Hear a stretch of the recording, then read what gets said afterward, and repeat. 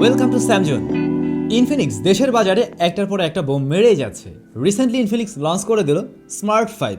এই মোবাইল ফোনটা বাংলাদেশ মার্কেটে দুইটি ভ্যারিয়েন্টে লঞ্চ করা হয়েছে, 232 এবং 364। 232-এর মূল্য হলো 8,400 এবং 332-এর মূল্য হলো 9,500 টাকা। আমাদের কাছে 332GB ভ্যারিয়েন্ট রয়েছে। এই মোবাইল ফোনটার বিশেষ আকর্ষণ হলো এর ডিসপ্লে, এর ক্যামেরা এবং এর লুকস। আজকের ভিডিওতে আমরা এই স্মার্টফোন সম্বন্ধে ইন ডিটেলসে জানবো এটা আসলে কতটুকু ভালো হবে এবং যে প্রাইস পয়েন্টে লঞ্চ করা হয়েছে আসলে সেটা ভ্যালু ফর মানি কিনা। চলুন শুরু করা যাক। পুরো ভিডিও নিয়ে আমি স্যাম থাকবো আপনাদের সাথে। আপনারা দেখছেন SamZone। যারা নতুন রয়েছেন চ্যানেলটি সাবস্ক্রাইব করে নোটিফিকেশন বেল অন করে দিন। স্মার্ট 5 এই তিনটা কালার ভ্যারিয়েন্টেই পাওয়া যাবে, আর বক্স কন্টেন্ট হিসেবে আমরা এই সমস্ত জিনিস পেয়ে যাচ্ছি। এই হলো স্মার্টফোনটি, যেটা খুবই লাইট ওয়েটের। আপনি হাতে নিলেই বুঝবেন এটা এত হালকা কেন। দেখতে বেশ বড় সড়ো, আসলে এটা বড়, কিন্তু এটা ওজনে খুবই কম। 185 গ্রাম ওজন রয়েছে এই স্মার্টফোনের। মোবাইল ফোনটা বেশ স্লিমও, আর এটার ডিজাইনের দিক থেকে অবশ্যই দারুণ রয়েছে।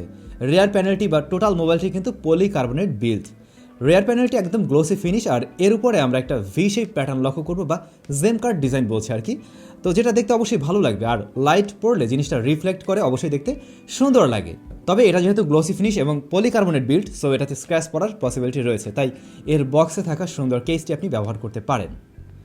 পোর্টস অ্যান্ড বাটন হিসেবে রাইট সাইডে হোম বাটন এবং ভলিউম রকার রয়েছে। উপরের সাইড একদম ক্লিন, লেফট সাইডে ডেডিকেটেড সিম কার্ড স্লট দেওয়া হয়েছে, আর নিচে রয়েছে বটম ফায়ারিং স্পিকার, রয়েছে micro USB port, 3.5mm headphone Jack এবং প্রাইমারি মাইক্রোফোন। তো রেগুলার সমস্ত কিছু এখানে রয়েছে, তবে আমরা সেকেন্ডারি নয়েজ ক্যান্সেলেশন মাইকটি পাইনি, যেটা এই বাজেটে হয়তো থাকেও না।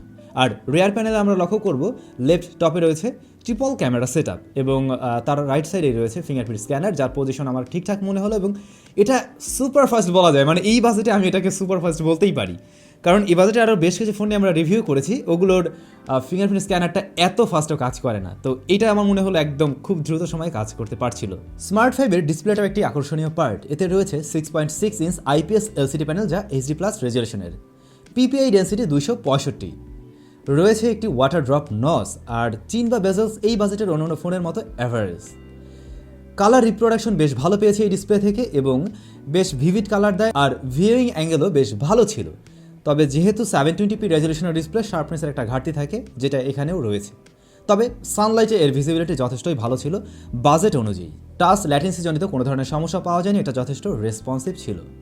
তো ওভারঅল সব কিছু মিলে ডিসপ্লেটাকে আসলে এই বাজেটে আমি অবশ্যই ভালো বলতে পারি, যেহেতু ভালো একটা ব্রাইটনেস রয়েছে, লো লাইট এবং ডে লাইটেও ভালো পারফর্ম করছিল। তবে এই ডিসপ্লেকে কোন গ্লাস দিয়ে প্রোটেকশন করা হয়েছে সে ব্যাপারে কোনো ধরনের অফিসিয়াল তথ্য নেই, তাই অবশ্যই একটা স্ক্রিন প্রোটেক্টর ব্যবহার করুন, গ্লাস প্রোটেক্টর ব্যবহার করুন। শুরুতেই বলেছিলাম মোবাইল ফোনটা দুইটি ভ্যারিয়েন্টে লঞ্চ করা হয়েছে, 232 এবং 364। আমাদের কাছে যেটা রয়েছে এটা 364 ভ্যারিয়েন্টের, আর এর স্টোরেজ টাইপ eMMC 5.1। প্রসেসর হিসাবে এই মোবাইল ফোনে রয়েছে মিডিয়াটেক হেলিও A20। এটা একটি অক্টাকোর প্রসেসর, যার সর্বোচ্চ ক্লক স্পিড 1.8 GHz, এবং এটি 12 ন্যানোমিটার আর্কিটেকচারে তৈরি করা একটি প্রসেসর। আর এর গ্রাফিক সেকশনকে পাওয়ার করছে PowerVR ZE8320। তো এই প্রসেসরটা মূলত একেবারে এন্ট্রি লেভেল বাজেটের একটি প্রসেসর, বা এন্ট্রি লেভেল বাজেটের ইউজারদের কথা মাথায় রেখেই নিয়ে আসা হয়েছে। স্মার্ট 5-এর অপারেটিং সিস্টেম হিসেবে রয়েছে Android 10 Go Edition HiOS 6.2। এই মোবাইল ফোনটা আমাদের স্টুডিওতে রয়েছে আরও বেশ কিছুদিন ধরেই, তো ব্যবহার করছিলাম। ব্যবহার করতে গিয়ে যা মনে হলো, এই প্রসেসর রেগুলার কাজগুলো মোটামুটি ঠিকঠাকভাবে সামলাতে পারছিল। তেমন একটা লেগে বা হিক্যাপ এগুলো লক্ষ্য করিনি। হ্যাঁ, টুকটাক মাঝে মাঝে আটকে যাচ্ছিল, যখন কিনা একসাথে অনেকগুলো অ্যাপস রান করে চালাচ্ছিলাম, তখন কিছুটা সমস্যা দেখা দিয়েছে। আর আমি যা দেখলাম, এটার ডাউনলোড স্পিডটা তুলনামূলকভাবে আমার কাছে একটু কম মনে হয়েছে, ইভেন এরকম বাজেটের আরও কিছু ফোনের চাইতে। এছাড়া রেগুলার কাজের জন্য এটা ওকে। অ্যাপ ওপেনিং ক্লোজিং টাইম ছিল একদম ঠিকঠাক। তবে হ্যাঁ, এই অপারেটিং সিস্টেমের মাঝে কিন্তু আপনি বেশ কিছু ব্লোটার পেয়ে যাবেন, বা প্রি ইনস্টলড অ্যাপ পেয়ে যাবেন, চাইলে অবশ্যই এগুলোকে ফেলেও দিতে পারছেন। গেমিংয়ের ক্ষেত্রে আপনি যদি ছোটোখাটো কোনো গেম প্লে করতে চান, দেন ওকে, সেগুলো অনায়াসে খেলা যায়। কিন্তু ভারী গেম লাইক পাবজির মতো গেমগুলো আপনি এখানে খেলতে পারবেন না। খেলা যাবেই না এমন না, আমি এখানে আসলে প্লে করেছিলাম, তবে অ্যাকশন মোমেন্টে বা কিছুক্ষণ পরেই দেখছিলাম যে আটকে যাচ্ছিল, খুবই লেগে আসলেভাবে খেলা যায় না, যেটা আপনি মিডিয়াম সেটিংসে হয়তো খেলতে পারবেন। তবে আপনি ফ্রি ফায়ার চাইলে এটাতে প্লে করতে পারবেন, যেটার রেজাল্ট মোটামুটি ছিল ওকে টাইপ। এখন ফাইনালি যদি প্রসেসর নিয়ে বলি, তাহলে বলবো এটা রেগুলার কাজবাজের জন্য মোটামুটি ঠিকঠাক রয়েছে এরকম বাজেটের ইউজারদের জন্য। কিন্তু এরকম বাজেটে যদি আপনি একটু গেমিং করতে চান, তাহলে এটা আপনার জন্য ভালো হবে না। কথা বলা যাক এই স্মার্টফোনের অন্যতম বিশেষ আকর্ষণ এর ক্যামেরা নিয়ে।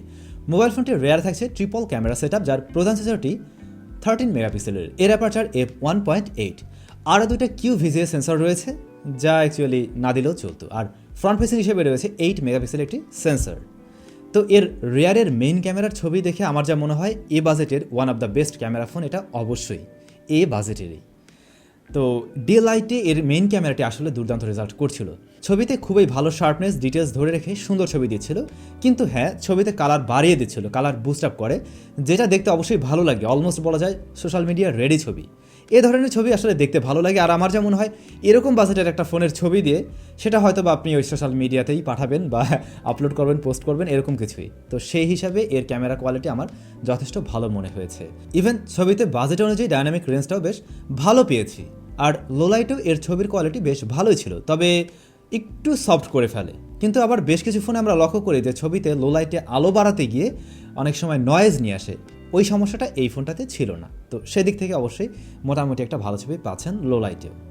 পোর্ট্রেইট মোডে এটা বেশ ভালো রেজাল্ট করেছে, এজ ডিটেকশন ভালো ছিল, সাবজেক্ট সেপারেশন ঠিকই রয়েছে, প্লাস হলো মেইন সাবজেক্টকে ভালো রকমের একটা ডিটেলসে রাখতে পারছিল, যার ফলে এটা থেকে আপনি একটা মোটামুটি ভালো পোর্ট্রেট পেয়ে যাবেন। এই স্মার্টফোন দিয়ে আপনি ভিডিও রেকর্ড করতে পারবেন সর্বোচ্চ 1080p 30 fps-এ।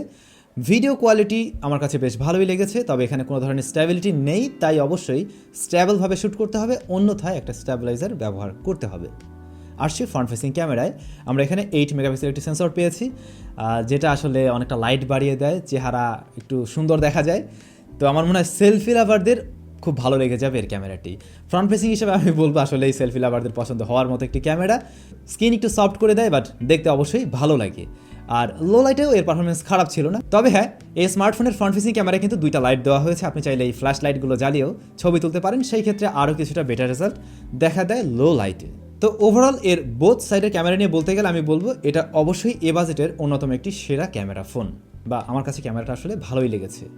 মোবাইল ফোনটিতে ব্যাটারি হিসেবে দেওয়া হয়েছে 5000 mAh-এর ম্যাসিভ ব্যাটারি, যা দিয়ে অনায়াসে এই ফোনকে 1.5 দিনের বেশি সময় ব্যবহার করা যাচ্ছিল। আর এর বক্সে রয়েছে 10 ওয়াটের একটি চার্জার, যা দিয়ে এই মোবাইল ফোনকে ফুল চার্জ করতে সময় লেগে যাচ্ছিল 3 ঘন্টার মতো, যেটা আমার কাছে একটু অধিক টাইমে মনে হয়েছে। চেক করা হয়েছিল এর স্পিকার কোয়ালিটি। এর যে মেইন স্পিকার বা লাউড স্পিকার, এটা যথেষ্ট লাউড অ্যান্ড ক্লিয়ার, তবে একদম ফুল ভলিউমে একটু সাউন্ডটা পরিবর্তন হতে লক্ষ্য করা যায়, লাইক ডিস্টরশনের মতো।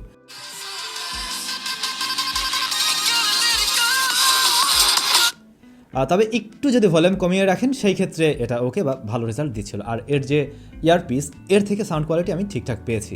ইন্টারনেট ব্যবহার করা হয়েছিল ওয়াইফাই এবং ডেটা কানেকশন দিয়ে, যাতে কোনো ধরনের সমস্যা পাওয়া যায়নি। তো এই ছিল মোটামুটি এই স্মার্টফোনের বিষয়বস্তু। কী কী পেয়েছি সমস্ত কিছু তো শেয়ার করলাম। এবার জানতে হবে কোন জিনিসগুলো আমার ভালো লাগেনি বা কোন জিনিস আসলে খারাপ মনে হয়েছে। নাম্বার 1, এই স্মার্টফোনের যে প্রসেসর, সেখানে যদি আর একটু ভালো কিছু দেওয়া যেত, বা আমার মনে হয় 9000 বা অলমোস্ট 10,000 টাকা, 500 টাকা কম, সেই হিসাবে এটা আরেকটু ভালো প্রসেসর অবশ্যই দিতে পারতো। তাতে করে হতো কি, এর পারফরমেন্স আরেকটু বেটার পাওয়া যেত, একই সাথে আমরা এখানে টুকটাক গেমিংও করতে পারতাম। সো এই দিকটা একটু নজর দিতে পারতো। আর একটা ব্যাপার হলো এর যে রেয়ারে যে ক্যামেরা রয়েছে, 3টা ক্যামেরা রয়েছে, অ্যাকচুয়ালি ব্যবহারে হচ্ছেই কিন্তু মেইন শুটারটা, বাকি যে 2টা সেন্সর, ওখানে 2টা বাদ দিয়ে না হয় একটা যদি ম্যাক্রো শুটারও দেওয়া হতো, হয়তো অনেকের কাজে লাগতে পারতো। এর বাইরে 9500 টাকায় এই স্মার্টফোন যা অফার করছে সেগুলো কিন্তু খুব একটা খারাপ নয়। যেমন ক্যামেরাটা অবশ্যই ভালো হবে, ফিঙ্গারপ্রিন্ট স্ক্যানার একদম খুবই ফাস্ট, আর এর যে ডিসপ্লে সেটাও মোটামুটি আমি বেশ ভালোই পেয়েছি, কারণ এখানে ভালো রকমের একটা ব্রাইটনেস রয়েছে আর যথেষ্ট কালারফুল। সো এই সমস্ত জিনিসগুলো যদি আবার আপনার ভালো লেগে যায়, দেন আমি বলবো এটা আপনি অবশ্যই নিয়ে নিতে পারেন। তো ভাই লোক, আমাদের আজকের এই ভিডিওটা আপনাদের কেমন লাগলো অবশ্যই কমেন্টস করে জানান। সবাই অনেক বেশি ভালো থাকুন, সুস্থ থাকুন, আর আমরা আরও কী করলে ভালো কিছু করতে পারবো অবশ্যই সেটা জানাতে ভুলবেন না। দেখা হচ্ছে নতুন কোনো ভিডিওতে।